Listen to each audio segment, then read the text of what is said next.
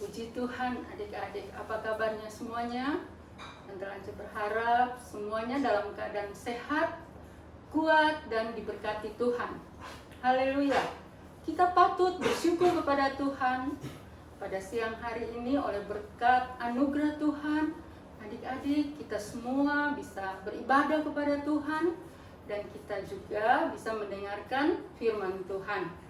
Siapa di sini yang senang mendengarkan firman Tuhan? Haleluya, puji Tuhan adik-adik. Nah, ambil Alkitabnya, kita akan membuka di dalam 1 Timotius pasal yang keempat pada ayat yang ke-12. Tante Lance akan bacakan 1 Timotius 4 ayat 12. Demikian firman Tuhan. Jangan seorang pun menganggap engkau rendah karena engkau muda. Jadilah teladan bagi orang-orang percaya dalam perkataanmu, dalam tingkah lakumu, dalam kasihmu, dalam kesetiaanmu, dan dalam kesucianmu. Adik-adik, kita sudah sampai pada jadilah teladan dalam kesucianmu. Jadi hari ini kita akan belajar tentang jadi teladan di dalam kesucianmu. Puji Tuhan adik-adik. Adik-adik, kita melihat kembali bahwa Rasul Paulus kembali memberi nasihat kepada anak rohaninya atau anak didiknya yang bernama Timotius, ya, untuk menjadi teladan dalam kesucian. Puji Tuhan adik-adik, hari ini kita akan sama-sama belajar apa arti kata dari kesucian. Apa arti kata dari suci atau kudus? Ya. Suci atau kudus adik-adik berarti terpisah dari dosa. Kalau kita hidup kudus, berarti hidup kita terpisah dari dosa.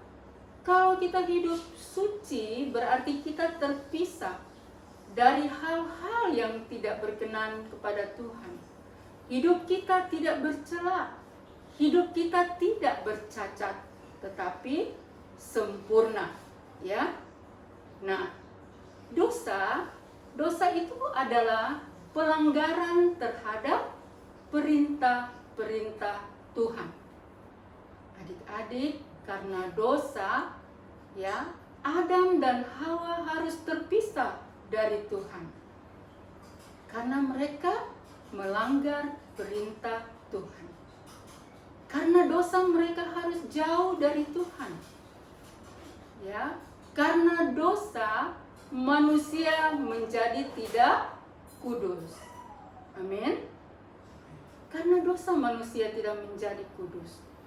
Adik-adik, karena firman Tuhan berkata dalam kitab Roma 3 ayat 23, di situ dikatakan bahwa karena semua manusia telah berdosa dan kehilangan kemuliaan Allah.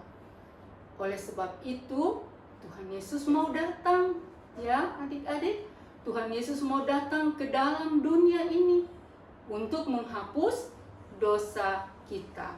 Ya, dia mau datang, mau mati di kayu salib, kemudian bangkit dan naik ke surga. Semuanya dilakukan supaya hidup adik-adik semuanya menjadi kudus. Amin. Katakan amin adik-adik. Semua itu adalah pengorbanan dari Tuhan untuk kita semua. Ya. Puji Tuhan adik-adik. Oleh darah Yesus yang tercurah di kayu salib membuat hidup kita semua menjadi kudus, ya. Oleh karena itu adik-adik, kita harus senantiasa hidup kudus, hidup tidak bercacat, tidak bercela di hadapan Tuhan selama kita masih berada di dalam dunia ini. Amin adik-adik. Jadi adik-adik, ya, menjadi teladan dalam kesucian Ini menyangkut hal dalam perkataan kita.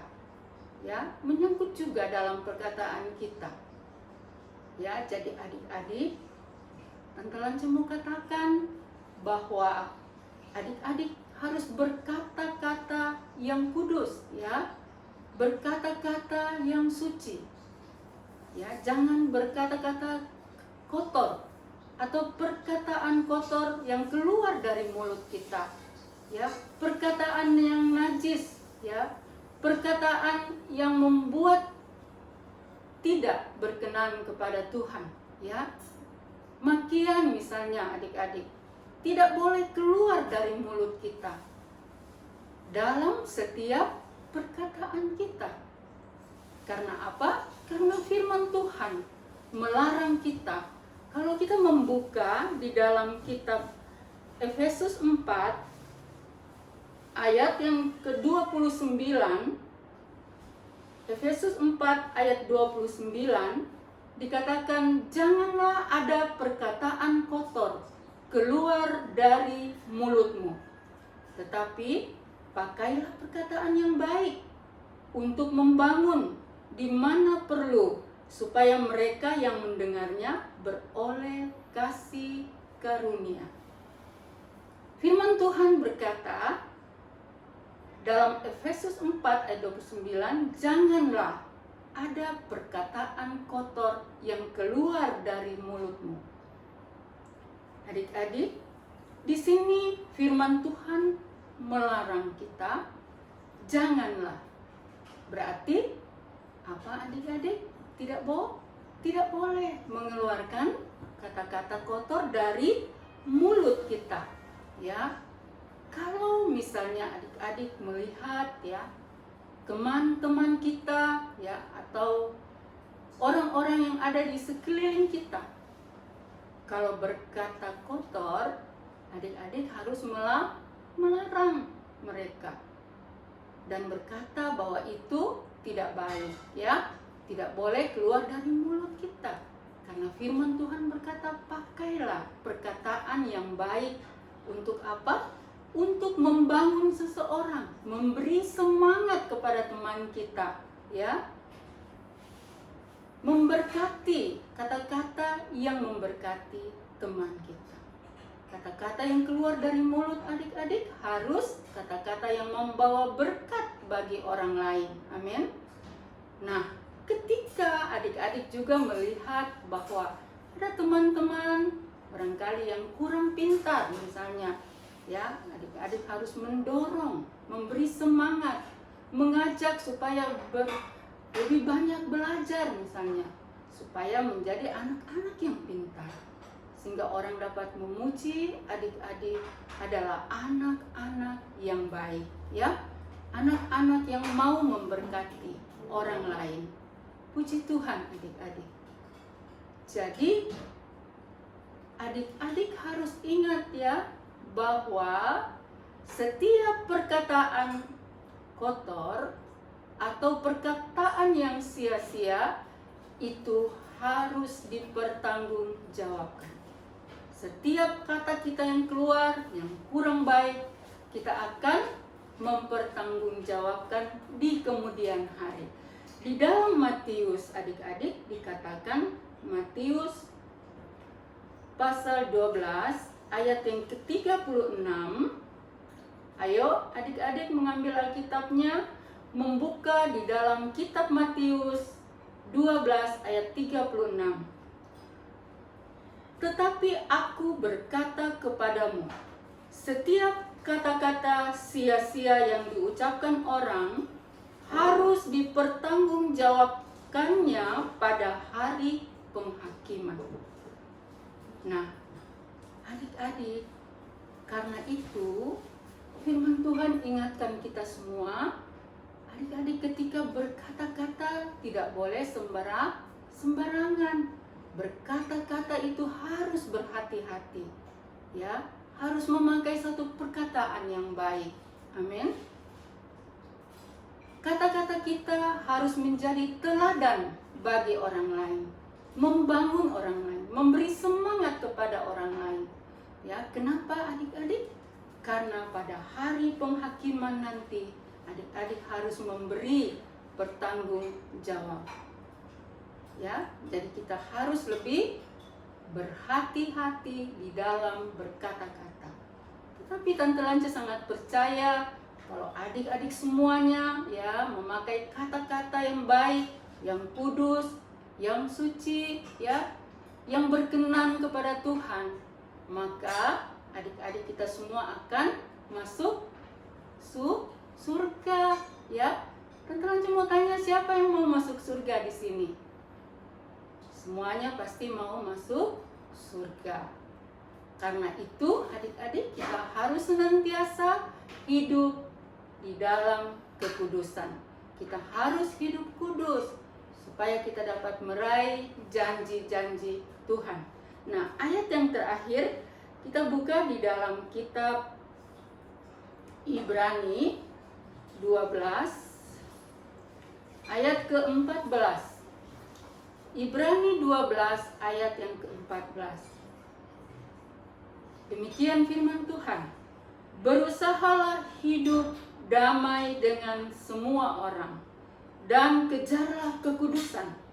Sebab tanpa kekudusan tidak ada seorang pun akan melihat Tuhan. Firman Tuhan sangat jelas sekali, adik-adik. Berkata bahwa tanpa kekudusan tidak ada seorang pun akan melihat Tuhan.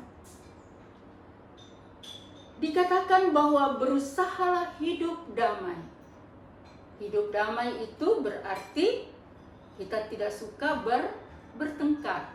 Ya, hidup damai tidak suka berkelahi, hidup damai tidak suka mengganggu orang lain, tetapi kita harus berusaha hidup damai dengan semua orang.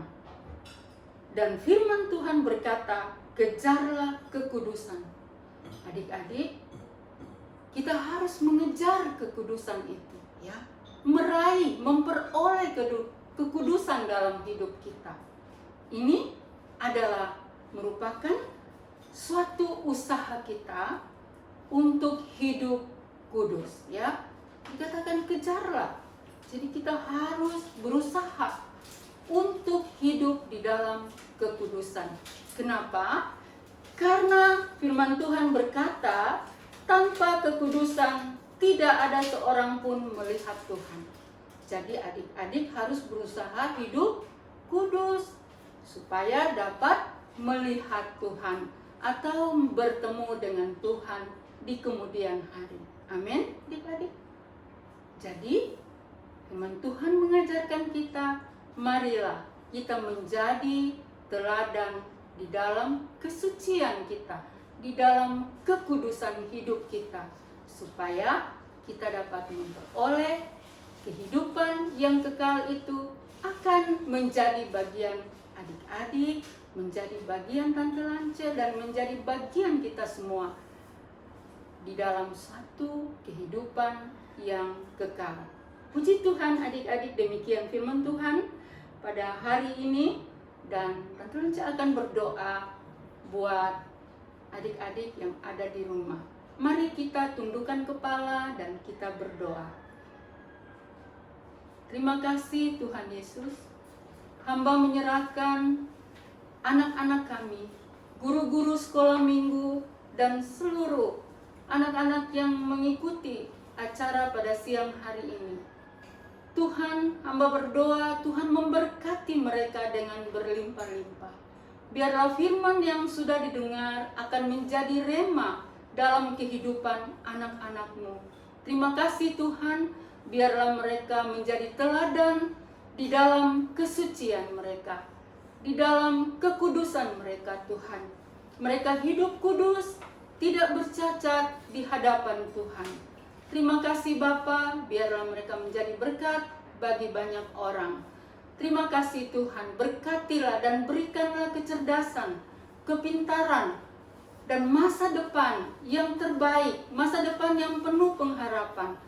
Tuhan menjaga anak-anak-Mu sepanjang minggu yang berjalan. Segala sakit, penyakit, kuman, virus, bakteri apapun, hamba tolak di dalam nama Yesus. itu tidak akan menimpa anak-anak-Mu, karena tangan Tuhan selalu menyertai mereka. Terima kasih Bapa, dan akhirnya kiranya berkat kasih dan anugerah Tuhan menyertai anak-anak-Mu, guru-guru dan semua yang mendengarkan firman Tuhan pada siang hari ini, menjadi bagian mereka. Terima kasih Bapa, dalam nama Tuhan Yesus kami sudah berdoa dan bersyukur. Haleluya, amin. Tuhan memberkati kita semua. Puji Tuhan.